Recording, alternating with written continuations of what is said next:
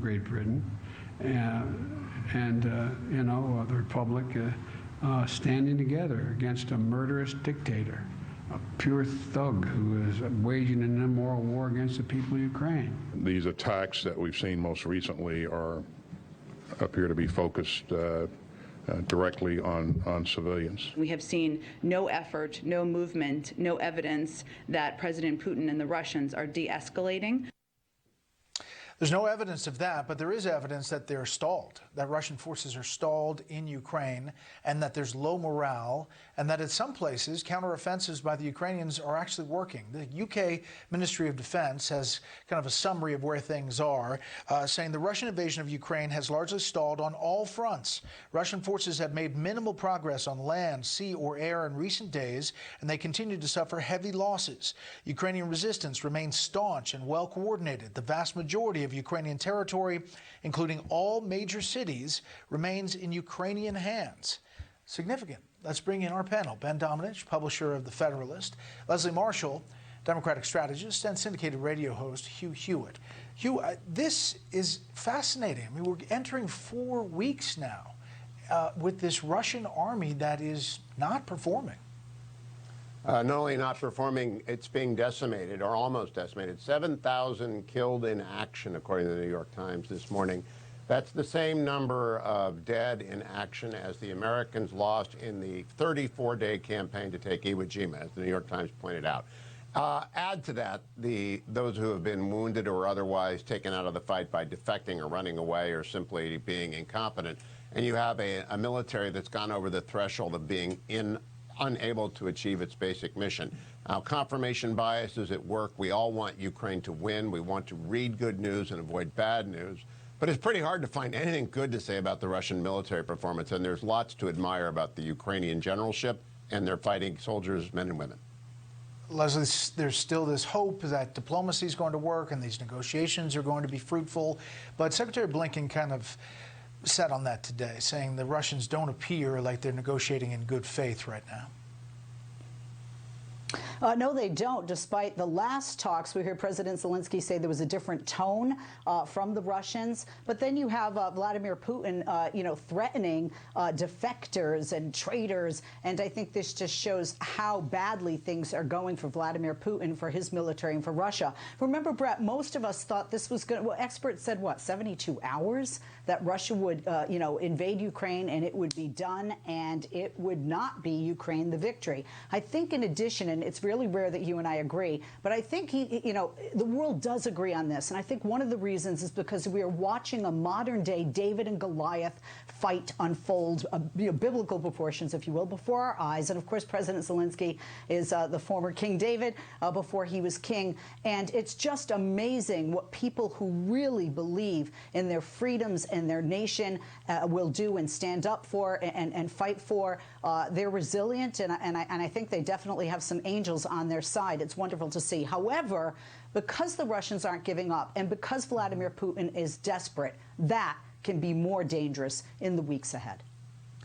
Ben, the diplomacy on the Russian side, at least to hear the U.S. diplomats talk about it, they're pessimistic about it. Yet the president is going to talk to Chinese President Xi Jinping tomorrow. Do you think that there is some kind of optimism that China is somehow going to get involved in this? I do think that there is some degree of optimism, but I don't think there's a lot of it. The reality is, of course, that the Chinese and Russia, as Congressman Gallagher was saying previously, really are working together, have been working together for quite some time. This has only served to be cemented during these the responses to these economic sanctions and the like. What I do think is important, though, is that the lesson that the Chinese are taking away from this is one that is negative about the idea of incursion into a neighboring nation state and the response of a unified world to it. Nothing has done more to unify NATO and make it a useful thing again, something that a lot of us have been skeptical about, than the past 4 weeks. And to Hugh's point about the level of reaction that the Russians have experienced being one that they did not expect, they also miscalculated when it came to something very basic, which is the weather. The mud season that has gone on there has certainly proved difficult for Russian armor to move in the way that they needed it to move. And now I think you see an escalation, something that was inevitable because Putin does double down. He never likes to accept any kind of defeat, even one that is not achieving his aims in a timely enough manner. And that, I think, puts us on a very risky path in the coming weeks. The Russians are not going to back down, and the more that I think this united front is projected against them, to pressure them to come to the table in a real way, as opposed to just making motions toward it, the better. All right, panel, stand by if you would. Remember the Hunter Biden laptop? Remember that?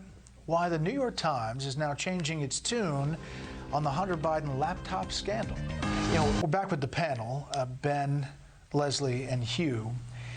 Let's just put this in perspective through the prism of the time that it was. This is a presidential election. Everything that pops up on either side is covered except this. This was not covered. In fact, it was shut down.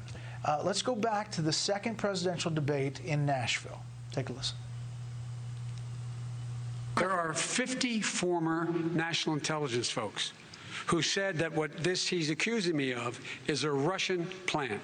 They have said that this has all the five former heads of the CIA, both parties, say what he's saying is a bunch of garbage. You mean the laptop is now another Russia hoax? And that's exactly what. Is this that's where you're exactly going? what. This is told. where he.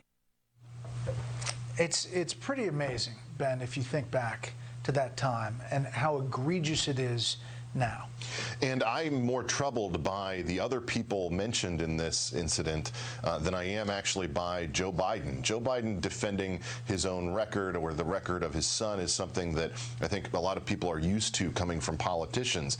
But look at what big tech did when it came to this story, shutting down debate. You couldn't even direct message the stories in question on Twitter. And when it came to the media conglomerate, they dismissed everything associated with it. And then finally, the intel authorities that you made reference to. The fact that you had so many former heads of the CIA and of major intel agencies signing on to something saying without any basis that this was a Russian disinformation plot is absolutely abhorrent, and it's a testament to how much trust in those institutions and our very important intel work has completely been demolished over the past couple of decades. It's absolutely abhorrent all the way around. I mean, I think we should go talk to as many of the 50 former intelligence officials as we can and get them on the record about what they were doing and saying and signing on to. The New York Post, we should point out, broke this story. They have a piece out. Now that Joe Biden's president, the Times finally admits Hunter's laptop is real. Authenticated, you don't say. You mean a newspaper actually does reporting on a topic and doesn't just try to whitewash coverage for Joe Biden. It discovers it's actually true. I guess the tech part of this, Hugh, is really, really amazing. When and if the House goes to Republican control, they've got to bring in Twitter and Facebook, because Twitter and Facebook no doubt interfered with the 2020 election in the same way that the Russians interfered with the 2016 election. Now, 2016 was not close. Trump won going away. 2020 was whisper thin. So what Twitter did and what Facebook did undeniably had an impact on the election. I'd point out that they're attempting to minimize Hunter Biden's exposure right now, but it's not just the Foreign Agents Registration Act, it's the Foreign Corrupt Practices Act, it's the Al Capone tax evasion stuff, it's the False Statements Act. He's in a world of hurt, as are every single person that conspired with him to conceal this. I can't wait for those hearings, Brett. We have to get Twitter and Facebook on notice that they cannot do this to our election again. Leslie, we've said numerous times, Joe Biden won that election. He did. He had more votes, and for all the talk about it. However, you can't look back, can you, Leslie, and say that this story, had it been authenticated by the Times in October of that year, would not have made a difference in the election in November?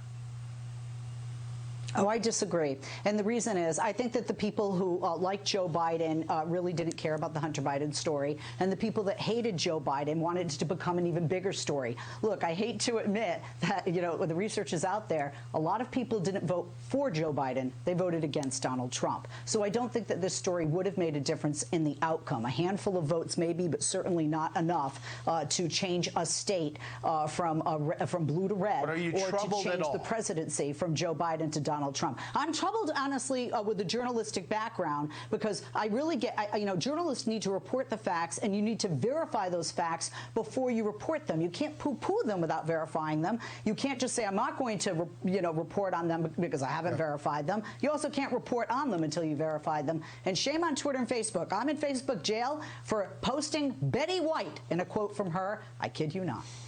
Oh, man. Listen, we're trying to cover it fairly every day. Panel, thank you very much.